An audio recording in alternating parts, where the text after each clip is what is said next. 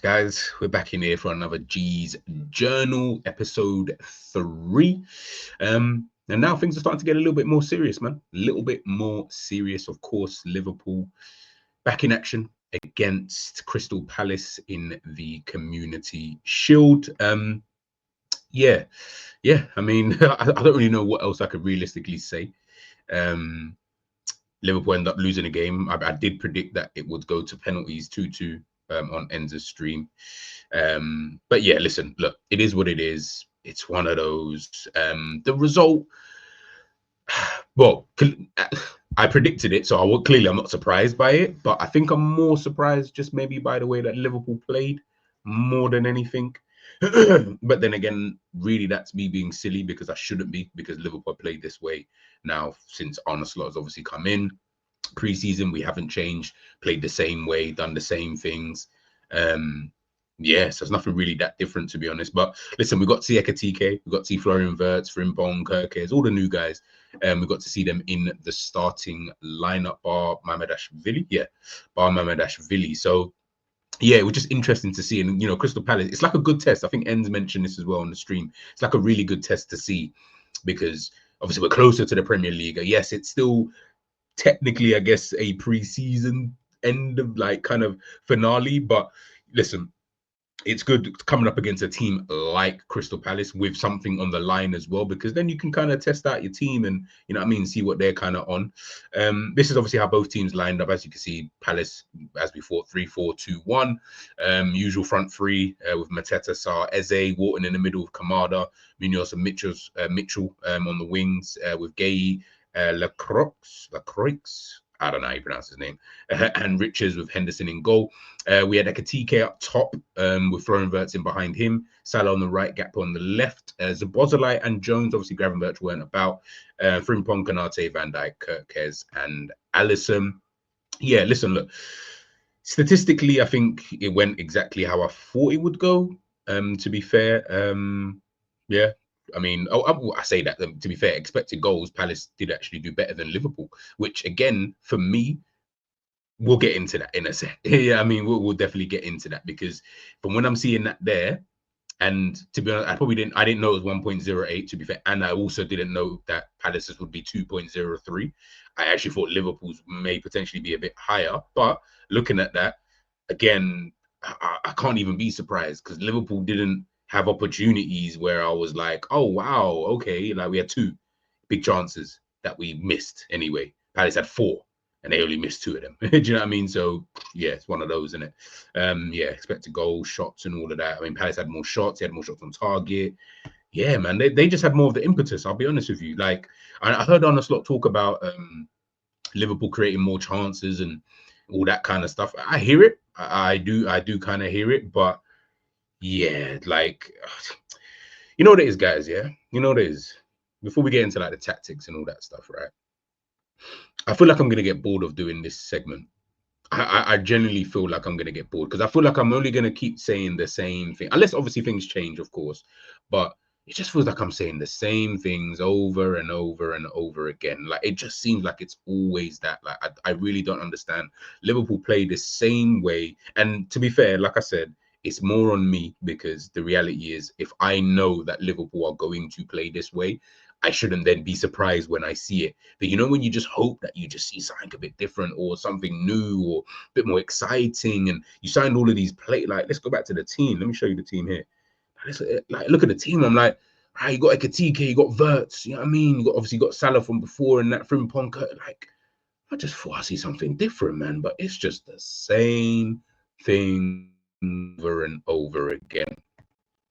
Now, one of the things that I kind of looked at, and I can't remember which page I got these pictures from. If I find it, I will put it in the description. I just can't remember exactly where I got it from. But when I was looking at this, I was like, oh, you know what? Thank you, whoever got these pictures, because it saves me having to draw out the lines and all of that kind of stuff. Obviously, if it's not there, then obviously I'll do it myself. But yeah, looking at this, right? Big up Jerry, because I think one of the things that Jerry actually asked me was in regards to like Liverpool style of play and what would I like to see and why do I think Liverpool play this way, or stuff like that, right? So big up JJ every time, because he was just asking a question. And one of the things I was mentioning was obviously Liverpool got a massive problem with transition. It just seems like there is just a big gaping hole within the team. Now you can see here on this picture, right? You can see Liverpool got the ball, Van Dijk has got the ball. Obviously, he's going to make his pass, whether it's going to go out to Kerkez, and then Kerkez plays it maybe down the line to Szoboszlai, who isn't in that position yet, but obviously will get there. Or Van Dijk could potentially, I don't know, I can't remember this exact move, but maybe he could potentially go into Szoboszlai, and then we could play out from there. However it's going to work. Let's go with the first premise because the line's already drawn there, right? If it goes to Kerkez, and Kerkez obviously plays it down the line to Szoboszlai, what then happens is obviously Wharton is going to follow him. That leaves a big gap, because then all you've got in front of you is Curtis Jones. Now, obviously, everybody's going to shift anyway, bar maybe Frimpong and Salah, but even Frimpong was kind of cutting in and was almost playing as like a third centre-back at times, right? But if we lose the ball in this area, which we did because Gakpo was fucking doing a madness, when we lose the ball, there is just a big hole. And then all that happens is that our back line now is just looking crazy, because they're at 6s and 7s. Kerkez is doing whatever he was doing at times, which I didn't really understand. Lunging in, missing out on the ball. Munoz clipped the ball over the top of it. Now he's running into space. Kerkez nowhere to be seen, kind of thing. Obviously, because he's so far up the pitch because of moves like this, for example. Liverpool lose the ball. Guess what? Now Palace are on the attack. And it doesn't take long for them to be on it. It's not like they've had to cut us open. I would honestly, guys, you see when people say I moan and stuff like that, right? Hear what I'm saying to you. I wouldn't care if teams were prime Barcelona in us, popping the ball about, or Man City popping the ball about. You just can't get close to them. I can't do nothing about that, because that is just a superior team to you. That is it. Yes, I'll be annoyed, but I won't be talking about it all the time, because you only come up against a few of those teams. You know what I mean? There is only Barcelona. There is only Manchester City. You know what I'm saying? Like, there isn't many PSGs. There's not many of those, even in our own league, but just in general. You see the way that Liverpool play, anybody can get a Liverpool. And I do mean anybody. From Preston to fucking Manchester City, anybody can get at you, because it's so simplistic. It's not difficult. Yeah, don't worry. They're going to have a gap in the middle of the park anyway. You can burst through that. Guess what? Wharton will get on the ball. Wharton ping the ball out forward. Wharton probably didn't, and I haven't even looked at the stats for players like individually, right? Wharton, I'm going to guess, and this is just me guessing, Wharton probably doesn't have the greatest, what do you call it? Maybe doesn't have the greatest passing accuracy of the game. Maybe his touches, maybe they're poor. I don't know. Maybe all of that is poor. I don't know. Like, I'm just guessing from what I saw. I haven't checked the stats or anything like that, right? I just wanted to kind of freestyle it. But from what I saw, I was like, yeah, Wharton didn't need to do that. You know why? Because every time Wharton got the ball, he tried to just pop the ball forward. You know why? Space in behind our fullbacks. You guys can see the picture here. Frimpong obviously doing the Trent thing. It's coming inside infield, obviously for Salah's benefit, but it's the same thing we saw with Trent Alexander-Arnold. You come in to play more in central areas, no problem, so to speak, I guess, because you got Van Dijk, Kerkez, and Konate, who obviously still back there, quick players as well. So you just hope that Mateta, who's not that quick, obviously you can pattern it. But then if Sarr, you're just hoping more than anything, right?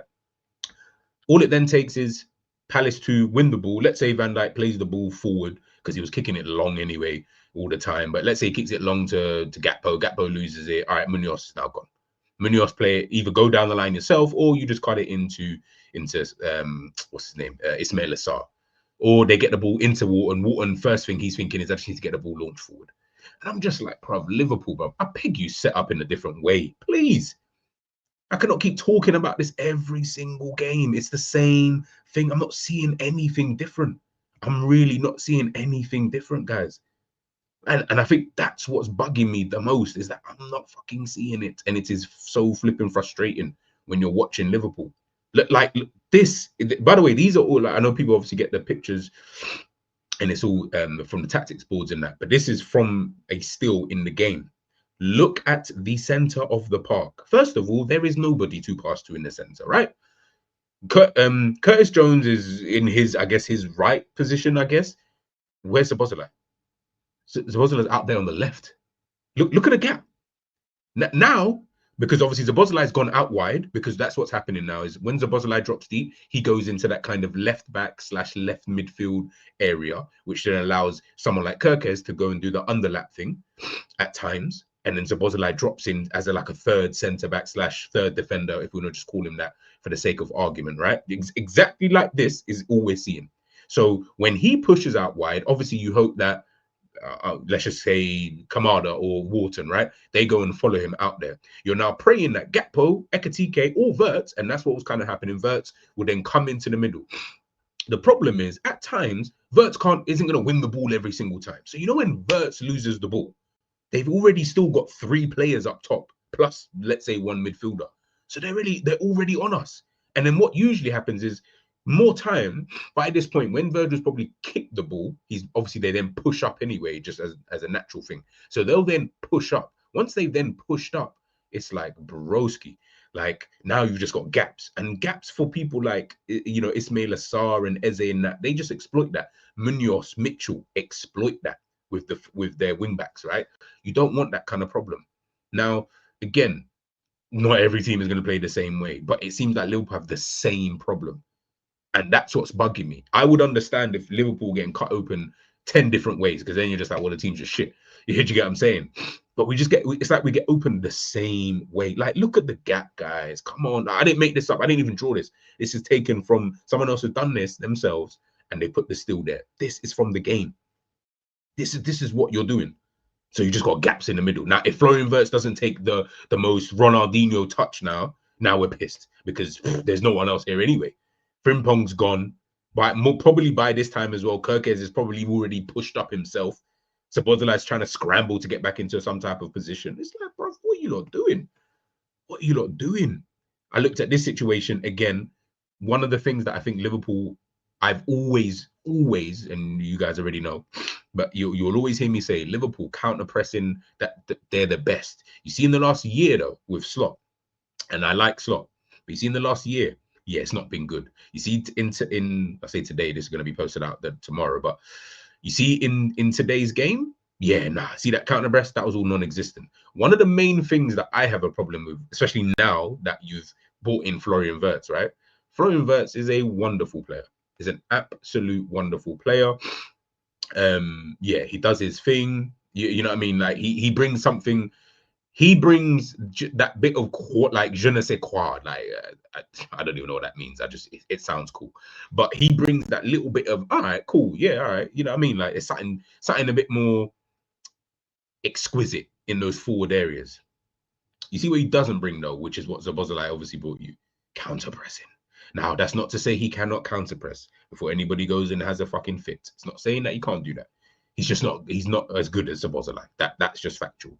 Do you get what I'm trying to say? So where he's not good at it, as a Szoboszlai, who was excellent, by the way, at it, where he's not good at it in the same kind of way, Liverpool lose that intensity. So it's not difficult for a team like Palace anyway, but anybody, it's not going to be difficult to kind of punch the ball into the midfield or get the ball even into just the midfield. It's not going to be difficult to pop it around Liverpool because we don't really press in the same kind of way. Obviously, we've now lost Diogo Jota, Darwin Núñez, Luis Diaz. Szoboszlai is now pushed back. That's 4 players that you've lost in that kind of area who could help with that. 4 players. That's a lot of players. You've now obviously replaced them with Florian Wirtz. Ekitike, obviously Gakpo's there, but he's not really a good counter presser like that anyway. But you've got different kinds of qualities. Now, of course, you can just find a way to just play with that, but it then means you are banking and praying that the defense is going to be able to just hold that one out, and then you can obviously just play from there. But in terms of the counter press, from what I'm seeing and when I saw it in today's game, I was like, yeah, the counter press isn't even. It's like it's almost like it's non-existent. Do you get what I'm trying to say? Ekitike isn't really a counter press type of guy. He just wants the ball to feet to do his little, you know what I'm saying, his tricks and whatever kind of thing. Florian Wirtz is the same thing. They want to pop the ball. They want the ball. They don't want to be doing all this, I have to press, I have to, run out wide. And they don't want to do that. And that was very evident today to me. That was very, very evident, kind of thing. So, yeah, when I'm looking at it like that, I'm just like, whew, yeah. But again, I feel like I'm just going to be talking about this kind of stuff quite a lot. In regards to Ekitike's performance, I thought, yeah, he was okay. Like, he was calm. Very good goal, by the way. Very, very good goal. I like the touch and the finish. Yeah, I mean, definitely wouldn't take that away from him. It was a good goal. Set up by Florian Wirtz. Yeah, other than that, yeah, he dragged out wide a couple times and, was trying to, he was trying. I actually give him a black. He was actually trying. And by the way, as well, I don't think I watched the game and thought anybody was shit. Like I didn't think, oh, this guy is shit. Like I didn't really feel like that. Maybe Salah and Gakpo, maybe. So you take those two out, which is crazy because that's basically 90% of your forward line. But yeah, let's just say I take out those two, right?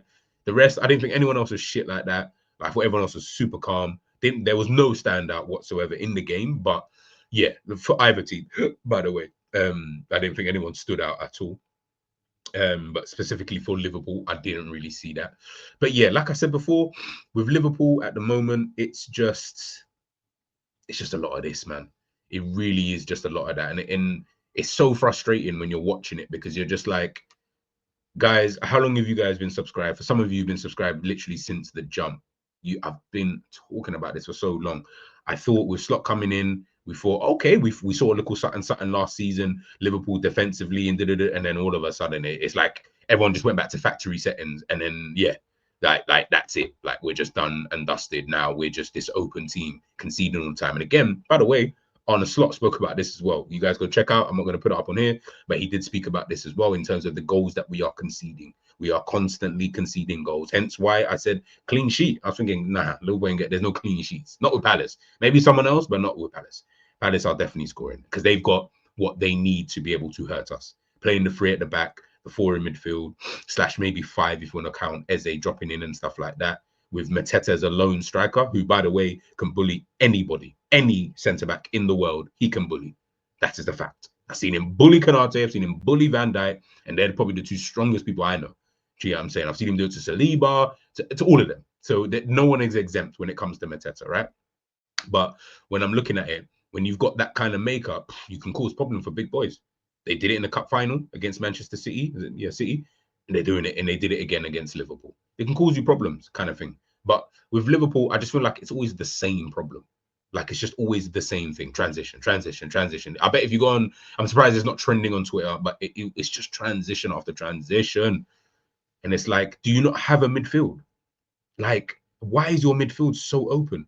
Now, I don't know if it's personnel. That's why I'm not really trying to dig out the individuals because, again, I didn't notice his performance and think he was shit. I didn't look at Szoboszlai and think he was shit, or Wirtz, or McAllister, or whoever. I didn't think any of them was shit. So for me now, I'm now starting to think to myself, is this just more of a stylistic thing now? It must be because it can't be the player because usually I'll come out of the game and think, oh, this brother was dead, that brother was dead, yada yada. I've seen people say, oh, Gravenberch, yeah, this is why we miss Gravenberch. For what? What the hell would Gravenberch have done?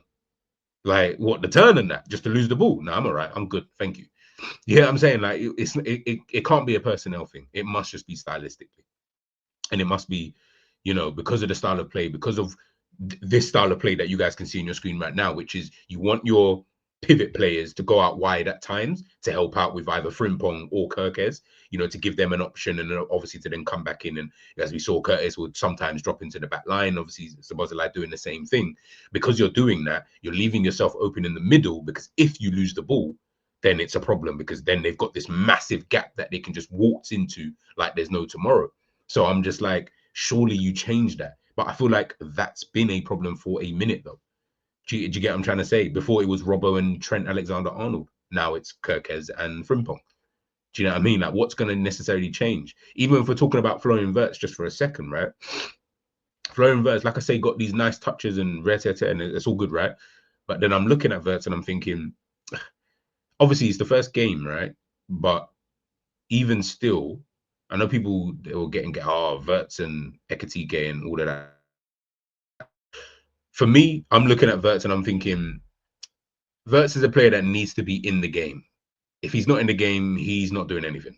And I promise you, there was times when I'm just like, bro, I forgot Wirtz was even here.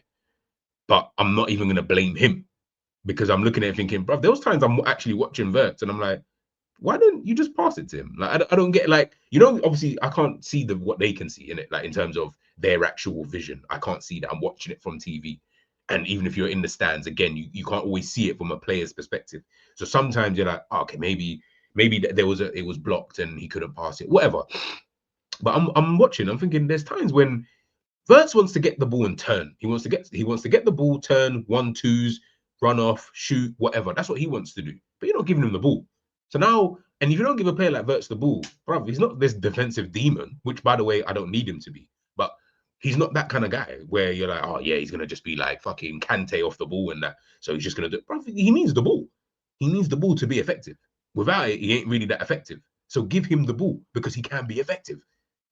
I don't know, man. I don't know, man. Like I say, with Liverpool, it's just this is why I try not to always talk. Like I tried not to talk about them too much, kind of thing, because like I said, it's the same stuff, man. It's the same stuff. Like Liverpool have not impressed me once this entire preseason.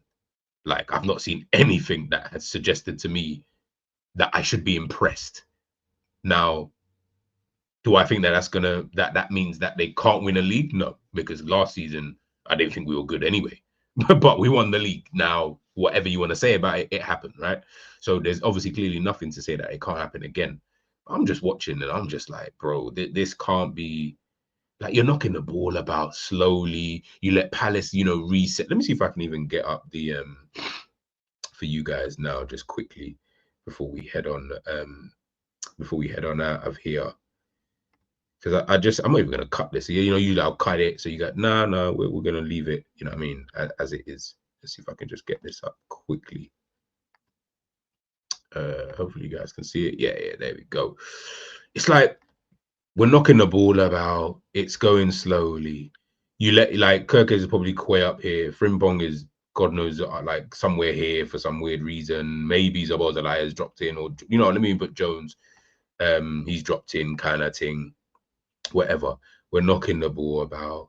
Van Dijk's got the ball here. He knocks it slowly to someone here.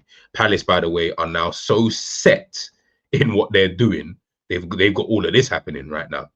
Like, let's say you drop Wharton in there, got this in there, you got Eze there, there. Because we're passing so slowly, everyone is now back in position. I'm just like, bro. And the thing is, it's happening so much that when we then get to like the second half, it's like now Liverpool not even really playing football right now. And I feel like that again was also annoying me, was that we're not even really kicking ball like that anymore. Because it's just slow and it's just side to side and it's the same runs that an ex-player was making. Now you're making it, bro. I can't lie to you people. I'm sorry, but Liverpool are boring to fucking watch, man. It's so boring. It's like it's just not exciting at all. It really isn't. Do you get what I'm saying? Like, yeah, it's just one of those, man. It's one of those. So, listen, you guys are probably thinking, oh no, don't you're overreacting. Just go back and listen. The first 2 episodes of this, just listen to that. Listen to that and see if I've just not been consistent in everything that I'm saying and everything that I have said. Just let me know. Because if I have, then fairs, blah, blah, blah. Or if I have changed or whatever, cool. But I've said the same things. It's not even like it's changed. I've been doing and saying the same kind of thing. So yeah, hopefully the season starts. It's not even about what do we need, because we've done that already. Like, what I want, Liverpool needs to sign a midfielder. I don't care, we've got 9, 10, 11, 12, 15 midfielders. Sign another one, sign a better one than the ones that you've got currently. Change the style of play a little bit as well, because I'm not really feeling it. But who am I to tell on the slot though? You know what I'm saying? Who am I to tell the guy who just won the Premier League? Like, can I really tell him Wagwan? Probably not. It's just more for my preference, I'll be honest with you. But listen, let me know what you guys think in the chat. We'll be back obviously again with another G's journal for the Bournemouth game. I think that's on a Friday, innit? So yeah, I'll be back at some point in the weekend. I'll drop that video. So yeah, don't worry, it will be there. Just make sure you stay locked in for it. But yeah, let me know your thoughts, man. Let me know your thoughts in the comment section in regards to Liverpool's game against Palace. What did you like? What didn't you like? Yeah, I'd love to know what people think, man. But I'll catch you guys soon. For the next G's journal, stay locked in, stay tuned, and I'll catch you guys soon. Peace.